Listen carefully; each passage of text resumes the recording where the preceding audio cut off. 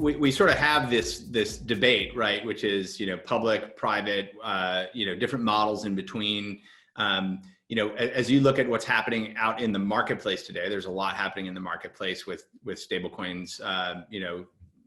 Projects like USDC, emerging stablecoins all around the world, in fact, and then the sort of the research that we know is going on throughout the Fed system and other places. What do you see emerging from all that milieu of activity? So I use the analogy of the space program. In the early days of the space program, the big decision to land a man on the moon was made. But a lot of the how do we do that had not yet been made. In fact, there was an early debate as to whether the core technology would be rocket technology or jet propulsion technology. And the decision was to go with rocket technology. But even that wasn't made when the core decision was, let's land a man on the moon. Well, I feel the core decision should be the United States should experiment and be prepared to adopt a digital dollar, a central bank digital currency. And then we need to back up and say, okay, there are a number of ways to do that. What are some of the choices? And that's what we at the Digital Dollar Project, in our initial white paper in May of this year, put forward what we called our champion model.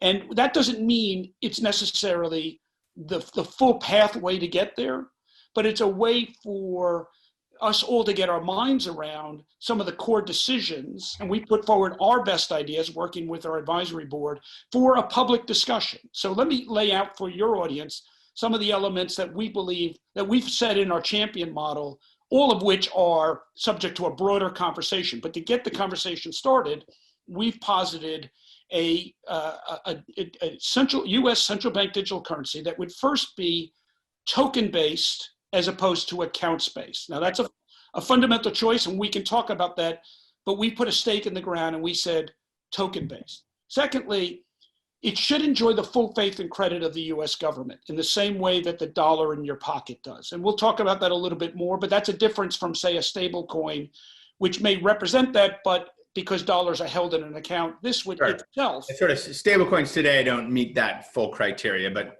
theoretically in the future they could.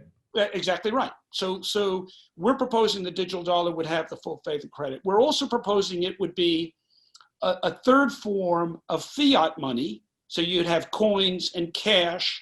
This would be a third form, a digital form. But it would also be a third form of money, being that you have fiat money, you have accounts-based money, and now we'd have a form of a digital fiat money. Right. We propose maintaining the two-tiered banking system in terms of how digital dollars are made available to the public. So some of your listeners, all of your listeners may know that right now fiat money is produced by the Federal Reserve, distributed through the Federal Reserve Bank system, and then distribute on to commercial banks, which then make them available through ATM machines and at tellers. We would propose that digital dollars would be distributed initially in the same way, but then they'd flow out into the broader ecosystem of digital wallet providers and otherwise. We also propose a US central bank digital currency that is monetary policy neutral.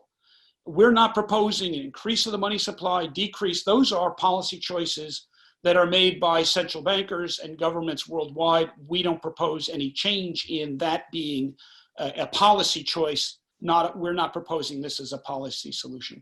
And finally, for the major technological components of this, we believe that form should follow function, or technology should follow design choices, and which is why we believe that a close partnership between the private sector and the public sector is so important, because we need to know what policy choices are part of public policy that Congress, the administration, the central bank deem important, and then the technology design should follow that. So those are just some of our core foundational ideas. Now, every one of them has a lot of detail and a lot of weeds to get into, but those are the big picture issues that we proposed in our May white paper.